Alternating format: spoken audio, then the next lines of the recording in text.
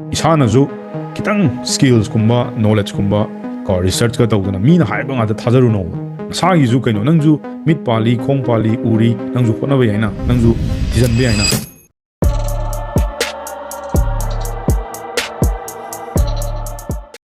ko sidengo emergency ayin sa high grade na nang save tawjai do nangi punsi da emergency ma lakani eze ko no I'm telling to your face any person sida yobi ba myam sida na punsi da nangi emergency ma hek laktraba ai hai lo ron so lo ron athu akai ma hek laktraba yo au dro myam nangi natraga juna nangi imungi nangi family gi aigi imagi aigi babagi aigi angangi kamaina la oideno mioi bani adui matam du nang pesa sikim leitragadi ma hingadra think about it mioi ba magi punsi kan ge emergency da adugi da maktani ko ai mamagi ai babagi ai ichagi ai fam isagi ju ko adu sigi jema ina save to na ido save at least 20% of the money which you earn from your business or from your job aduga saving aje tai kemna te habit neva angang urikan degi khuna saving to bodo habit chu dri ge ko pasa pai be wakhal ma tokpiro ko nang no ji crore tani do ko hanam te lupa cham ta am ta tan ko lupa cham du degi na lupa tara khatang phato khatang save to bodo mune adu no mo plot thamjala kanu ko adu di am lai kari gum mafam am dana lupa tara habit am chu holo once if you do that adu inang financially goal tam ka khalo aduga investing ko invest or okay na high targadi kayo ba skills singba knowledge macha khangdana mingon da pasa pithu no ko mangi dani aina lamjing mada aina pasa thadagri ja matam du da ko koi research store moy ko research kam da to bira moy to bro kaidawi mayam gi sangu do people miyoba myam sina ne paye sendoi la adu la na harmony ba mi na harpa nga to ngani amba asana de thijalu bro thijande du ka dora pumang mangmin nei je isana ju kitang skills kumba knowledge kumba ko research ka tawdana mi na harpa nga ta thajaru no nasagi ju kaino nangju mit pali khong pali uri nangju khona ba yaina nangju thijan be yaina adu nasana thijalakpa matam dadi nang question hangala ani ba nang ije kamain tawbano nang nai ngonda pirak tori ba sendoi sina karai di lakpano ko sina kamain tawu jano nang je kyam kuin chat to jano sida agreement adu da kem thajaru no question hango pasana police na mi phar kanda kamaina question hangi ko mai gi answer do phangdribu ma hangkani ba adu main tawdana nangju nangna pamjari ba answer do taribu monda hango nyam gyan tani ko save 20% at least adu ke do ba invest or ke na high targadi nang tamba pawa haiba ko pasana research to ma si to da sorry number 4 lend money sabadok pa ko you love it or you lose yam tongna dai ne manipur da de khangna chana bada pesa ka ta puge bhai ko aspai nang mateng khara pang o lorom dai da di yam phabani ko thorom dai da ne khanak tu ko aduna sigi matang jida ju nang sida di nang khara kathok tar sidu pa so leitre ko nangi family members samna hada for example iche har se ko iche na nong pesa pure na har se ba nang iche du phu di ya de na ko ento ni na pai pesa do piro de hai bana ta no pai lekti ban iche na pesa prek tre nang police ta ta udero mai ba bi de ta udero hai ba de ko si matang sida di nang kathok pa na ta no pai lekti natra ado sida di yamna piru no ka phana thajara june yamna pbc mang bai chang sam wang ni ko no ji pudi khangoi ko yong samyo ai mi jam danger wo ye jikti pasai matang de dona ichin na wei nung sim lo je yong ne mi to khro ko ichin na am ta da sengau phun bram ti yong manipur ge nei lu hongra ba tongan ne ta aduda kai gum nang na nungsiri ni na kro pi ta de hoi mana pasa nungsa yam jo pai ga yam na wa ba da mateng pang da makhalam ne ba to yar ga di ko si kitang handaro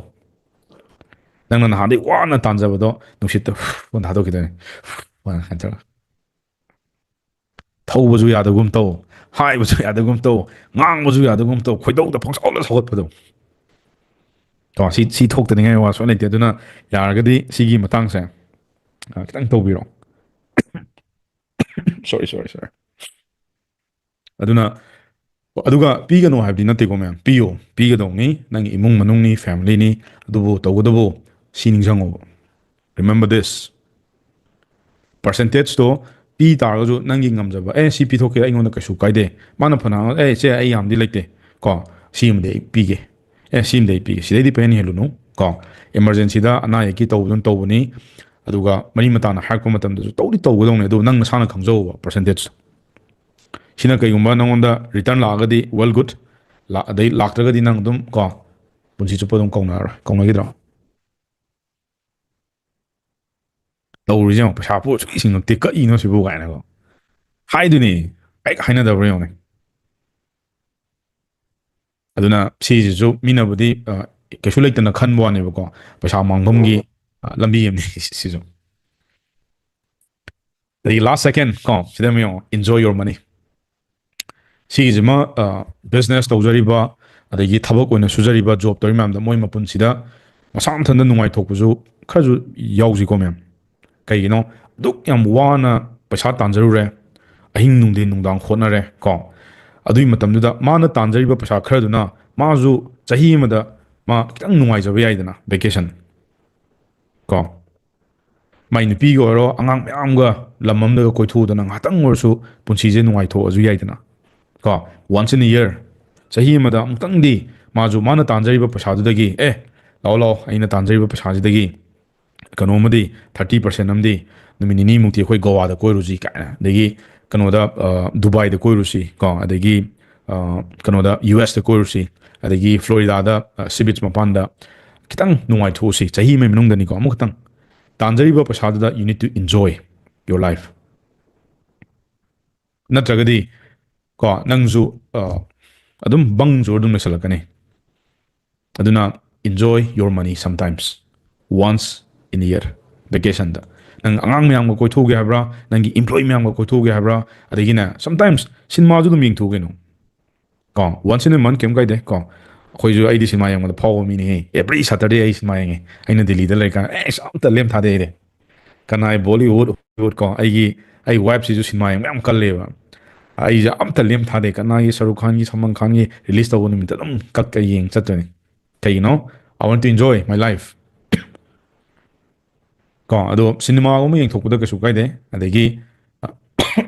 ꯁꯣꯔꯤ ꯑꯗꯩ ꯅꯪꯒꯤ family ꯀꯣ ꯅꯪ ꯐꯦꯃꯤꯂꯤꯒꯩꯒ ꯃꯇꯝ ꯈꯛꯇꯪ Spain ꯇꯧ ꯑꯗꯒꯤ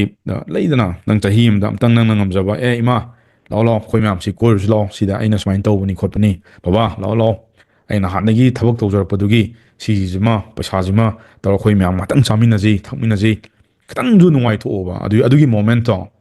ꯀꯣ ꯅꯪꯅ ꯐꯅꯌꯥꯝ ꯅꯍꯥꯟꯒꯩ ꯊꯕꯛ ꯇꯧꯔꯛꯄꯗꯣ ꯃꯍꯩ ꯆꯥꯕ ꯆꯞ ꯃꯥꯟꯅꯕꯅꯤ ꯏꯟ ꯇꯥꯔꯝꯁ ꯑꯣꯐ ꯌꯣꯔ ꯐꯦꯃꯤꯂꯤ ꯌꯦꯡꯉꯨꯅꯦ ꯀꯣ ꯑꯥꯏ ꯗꯤꯠ ꯗꯤꯁ ꯑꯦꯕ꯭ꯔꯤꯊꯤꯡ ꯑꯗꯒꯤ ꯅꯪꯒꯤ ꯁ꯭ꯇꯥꯐ ꯂꯩꯇꯥꯔꯁꯨꯅꯦ ꯅꯣꯡ ꯐꯥꯗꯣꯛꯁꯨꯅꯦ ꯃꯣꯏꯗ ꯄꯨꯕꯤꯔꯒ ꯂꯥꯛꯑꯣ ꯂꯥꯛꯑꯣ ꯉꯁꯤꯗꯤ ꯍꯣꯇꯦꯜꯗ ꯑꯩꯈꯣꯏ ꯀꯩꯅꯣꯝ ꯆꯥꯁꯤ ꯀꯣ ꯑꯗꯒꯤ ꯂꯥꯛꯑꯣ ꯂꯥꯛꯑꯣ ꯉꯁꯤ ꯅꯪ ꯌꯨꯝꯗꯒ ꯀꯧꯕꯤꯗꯅ ꯃꯣꯏꯁꯨ ꯀꯣ ꯆꯥꯛꯀ ꯆꯥꯃꯤꯟꯅꯗꯅ ꯈꯣꯠꯃꯤꯟꯅꯗꯅ ꯑꯗꯩ ꯈꯔ ꯂꯩꯔꯒ ꯑꯃꯨꯛ ꯃꯣꯏ ꯚꯦꯀꯦꯁꯟ ꯑꯃꯨꯛ ꯁꯨꯃꯥꯏꯅ ꯄꯨꯕꯤꯗꯣꯏꯅꯦꯕ ꯌꯥꯏꯗꯅ ꯆꯍꯤ ꯑꯃꯗ ꯑꯃꯨꯛꯇꯪꯗꯤ ꯅꯪꯅ ꯅꯍꯥꯟꯗꯒꯤ ꯍꯨꯃꯥꯡ ꯇꯥꯒꯦ ꯍꯣꯠꯅꯔꯛꯏꯕ ꯑꯍꯤꯡ ꯇꯨꯝꯗꯒꯤ ꯅꯨꯡꯗꯥꯡ ꯇꯧꯕꯗꯣ ꯑꯗꯨꯒꯤ ꯄꯩꯁꯥꯗꯣ ꯁꯨꯝ ꯅꯪꯒꯤ ꯁꯤꯒꯨꯝꯕ ꯃꯌꯥꯝꯗꯣ ꯁꯤꯖꯤꯟꯅ ꯏꯂꯦꯛꯇ꯭ꯔꯤꯁꯤꯇꯤꯗ ꯈꯔ ꯍꯥꯞꯀꯦꯔꯥ ꯑꯗꯒꯤ ꯆꯥꯗ ꯈꯔ ꯂꯣꯏꯁꯤꯟꯒꯦꯔꯥ ꯁꯤꯗ ꯑꯗꯨꯝ ꯂꯣꯏꯁꯤꯜ ꯂꯩꯔꯒꯦ ꯍꯥꯏꯔꯕ ꯅꯪ ꯇꯥꯟꯖꯔꯤ ꯄꯩꯁꯥ ꯃꯌꯥꯝꯗꯣ ꯈꯜꯂꯨꯅꯦ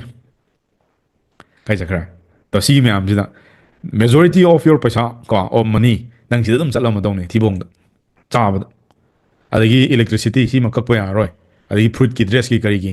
ꯑꯉꯥꯡ ꯂꯩꯔꯒꯗꯤ ꯑꯉꯥꯡꯒꯤ ꯏꯁꯤꯡꯒꯤ ꯀꯔꯤ ꯁꯤꯁꯨ ꯌꯥꯝ ꯆꯠꯄꯅꯤꯀꯣ ꯑꯗꯒꯤ ꯑꯃꯨꯛ ꯃꯥꯔꯀꯦꯇꯤꯡ ꯑꯃꯁꯨ ꯑꯃꯨꯛ ꯍꯥꯞꯆꯤꯜꯂꯣ ꯀꯣ ꯀꯣꯏꯕꯁꯨ ꯑꯃꯨꯛ ꯆꯠꯅꯤꯡꯉꯛꯇꯣꯏꯅꯤꯗꯣ ꯀꯣ ꯐꯤꯒ ꯂꯩꯗꯅ ꯈꯣꯠꯇꯅ ꯅꯨꯄꯤꯒ ꯄꯨꯔꯒꯗꯤ ꯇꯣꯛꯑꯦ ꯀꯣ ꯅꯨꯄꯤꯗꯤ ꯄꯣꯠ ꯂꯩꯕꯤꯒꯦꯗꯤ ꯍꯔꯥꯎ ꯂꯣꯏꯔꯅꯤ ꯃꯣꯜꯗꯩꯒ ꯂꯩꯔꯗꯤ ꯇꯣꯛꯑꯦ ꯂꯤꯁꯤꯡ ꯅꯤꯐꯨ ꯌꯥꯡꯈꯩꯗꯤ ꯑꯗꯨꯝ ꯀꯣ ꯁꯤꯗ ꯑꯗꯨꯝ ꯄꯩꯁꯥꯁꯦ ꯁꯤꯗ ꯂꯣꯏꯁꯟꯕꯩ ꯃꯍꯨꯠꯇ ꯅꯣꯡ ꯐꯥꯗꯣꯛꯁꯨ ꯅꯪꯒꯤ ꯍꯦꯛ ꯃꯁꯦꯟ ꯅꯪꯒꯤ ꯏꯃꯥ ꯅꯪꯒꯤ ꯕꯕꯥ ꯅꯪꯒꯤ ꯏꯆꯥꯅꯨꯄꯥ ꯏꯆꯥꯅꯨꯄꯤ ꯃꯣꯏ ꯃꯌꯥꯝꯗꯨꯗꯁꯨ ꯂꯥꯛꯑꯣ ꯂꯥꯛꯑꯣ ꯉꯁꯤꯗꯤ ꯑꯩꯈꯣꯏ ꯃꯌꯥꯝꯁꯦ ꯈꯤꯇꯪ ꯀꯣ ꯑꯩ ꯅꯍꯥꯟꯗꯩ ꯊꯕꯛ ꯇꯧꯕꯗꯣ ꯚꯦꯀꯦꯁꯟ ꯆꯠꯁꯤ ꯁꯔꯄ꯭ꯔꯥꯏꯖ ꯑꯣꯏꯅ ꯇꯧꯈꯥꯏꯌꯣ ꯏꯟꯖꯣꯏ ꯌꯣꯔ ꯃꯅꯤ ꯊꯕꯛ ꯁꯨꯝ ꯇꯧ ꯂꯩꯔꯒꯦ ꯍꯥꯏꯔꯣ ꯍꯅꯨꯗ꯭ꯔꯤꯕꯣ ꯅꯣꯡ ꯐꯥꯗꯣꯛꯁꯨ ꯅꯨꯡꯉꯥꯏꯊꯣꯛ ꯋꯥ ꯅꯣꯛꯊꯣꯛ ꯊꯕꯛ ꯑꯃ ꯇꯧꯔꯨꯅꯨ ꯑꯗꯨꯏ ꯅꯨꯃꯤꯠꯇꯨꯗꯤ ꯑꯗꯨꯅ ꯁꯤꯃ ꯐꯖꯅ ꯇꯧꯍꯟꯅꯤꯡꯉꯤ ꯃꯤꯑꯣꯏꯕ ꯑꯣꯏꯅ ꯄꯣꯛꯑꯗꯤ ꯈꯔꯁꯨ ꯅꯨꯡꯉꯥꯏꯇꯥꯕꯅꯤ ꯀꯩꯅꯣ ꯅꯪ ꯁꯨꯝ ꯋꯥ ꯂꯩꯒꯦ ꯍꯥꯏꯔꯣ ꯂꯥꯁ ꯅꯣꯠ ꯕꯠ ꯗ ꯂꯤꯁ ꯀꯣ ꯌꯥꯝ ꯁꯤꯗ ꯌꯦꯡꯕꯤꯔꯣ ꯑꯦꯅꯤ ꯋꯥꯟ ꯒꯦꯁ ꯋꯥꯠ ꯂꯥꯁꯁꯤ ꯀꯩ ꯑꯣꯏꯔꯝꯗꯧ ꯃꯥꯜꯂꯦ ꯑꯦꯅꯤ ꯋꯥꯟ ꯇ꯭ꯔꯥꯏ ꯇꯧꯕꯤꯔꯣ ꯂꯥꯁꯁꯤ ꯀꯩ ꯑꯣꯏꯔꯝꯗꯧ ꯃꯥꯜꯂꯦ ꯌꯨꯇ꯭ꯌꯨꯕꯀꯤ ꯑꯣꯏꯒꯦꯔꯥ ꯑꯗꯒꯤ ꯁꯤ ꯑꯣꯏꯒꯦꯔꯥ ꯂꯥꯁꯁꯤ ꯀꯩ ꯑꯣꯏꯗꯧ ꯃꯥꯜꯂꯦ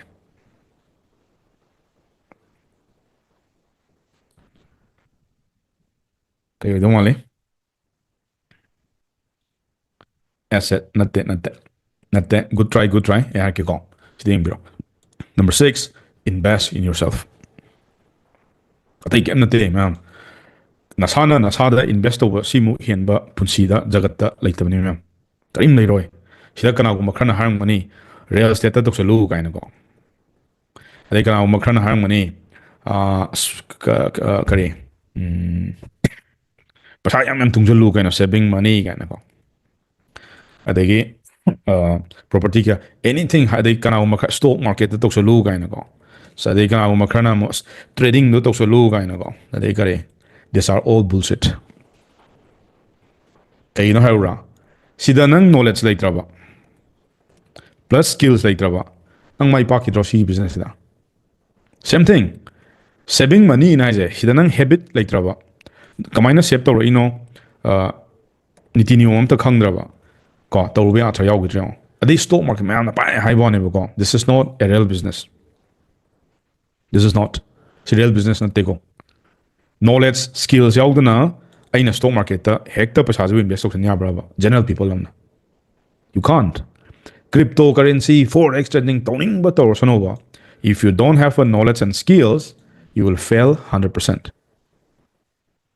ꯑꯗꯨ ꯑꯣꯏꯇꯥꯔꯒꯗꯤ ꯄꯨꯟꯁꯤꯗ ꯅꯪꯅ ꯈ꯭ꯋꯥꯏꯗꯒꯤ ꯏꯟꯚꯦꯁט ꯇꯧꯕ ꯃꯇꯝꯗ ꯈ꯭ꯋꯥꯏꯗꯒꯤ ꯑꯦꯁꯦꯠ ꯅꯣꯏꯅ ꯍꯧꯖꯤꯛ ꯍꯥꯏꯅꯈ꯭ꯔꯤꯗꯣ ꯑꯦꯁꯦꯠ ꯀꯥꯏꯅ ꯄꯟꯈ꯭ꯔꯤꯗꯣ ꯅꯁꯥꯗ ꯏꯟꯚꯦꯁט ꯇꯧꯕꯁꯤꯃꯨꯛ ꯍꯦꯟꯕ ꯀꯔꯤꯝꯇ ꯂꯩꯇꯦ ꯁꯅꯥꯗ ꯅꯠꯇꯦ ꯂꯨꯄꯥꯗ ꯅꯠꯇꯦ ꯗꯥꯏꯃꯟꯗ ꯅꯠꯇꯦ ꯅꯁꯥꯗ ꯏꯟꯚꯦꯁ ꯇꯧ ꯁꯤꯒꯤ ꯔꯤꯇꯔꯟꯗꯨꯗꯤ ꯅꯁꯥꯅ ꯑꯗꯨꯝ ꯐꯪꯗꯣꯏꯅꯤ ꯀꯅꯥꯝꯇꯅ ꯂꯧꯕ ꯌꯥꯔꯣꯏ ꯃꯍꯩ ꯇꯥꯜꯂꯦ ꯃꯍꯩ ꯐꯪꯅꯤ